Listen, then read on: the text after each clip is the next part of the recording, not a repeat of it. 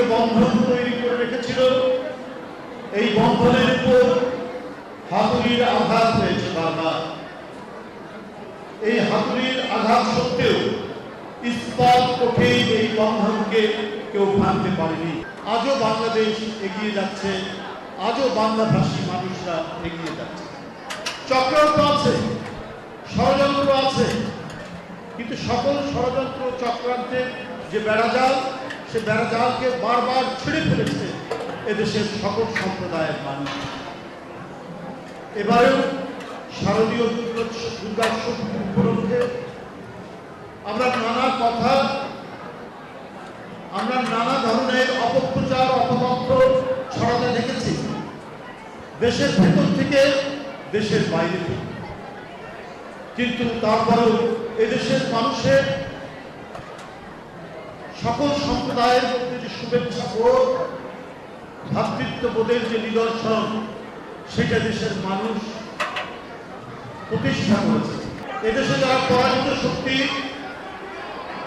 তারা অনেক, তাদের অর্থবিত্ত আছে, তাদের অনেক টাকা পয়সা এখনো দেশের মধ্যে আছে, অনেক টাকা তারা পাচার করে নিয়ে গেছে। সেই টাকাগুলো খরচ হচ্ছে বাংলাদেশে নানাভাবে নাশকতামূলক কাজ, নানাভাবে তারা অন্তর্ঘাত তৈরি করার চেষ্টা করছে। কিন্তু এই দেশের মানুষের যে প্রাণের যে শক্তি, এই শক্তি অফুরন্ত। এই শক্তির কাছে সকল নাশকতাকারী চক্রান্ত ভেসে যাচ্ছে, ভেসে গেছে, কেউ কিছু করতে পারবে না। আজকে কেন আমাদের পার্শ্ববর্তী দেশে এই ধরনের একজন পরাজিত মানুষকে সেখানে আশ্রয় দেওয়া হয়েছে? কেন? যে শিশুর রক্তপাত করতে দ্বিধা করেনি, যে কিশোরের রক্তপাত করতে দ্বিধা করেনি, যে তরুণের বুকে গুলি চালাতে দ্বিধা করেনি, আজকে তাকে কেন আশ্রয় দেওয়া হচ্ছে? কেন তাকে প্রতিষ্ঠা করার জন্য নানা বয়ান তৈরি করা হচ্ছে? আজকে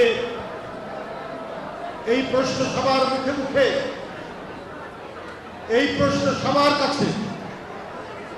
বাংলাদেশের হিন্দু মুসলমান, বৌদ্ধ খ্রিস্টান একযোগে আমরা ৭১ সালে লড়াই করেছি না? আমরা পাকিস্তান হানাদার বাহিনীকে প্রতিহত করেছি।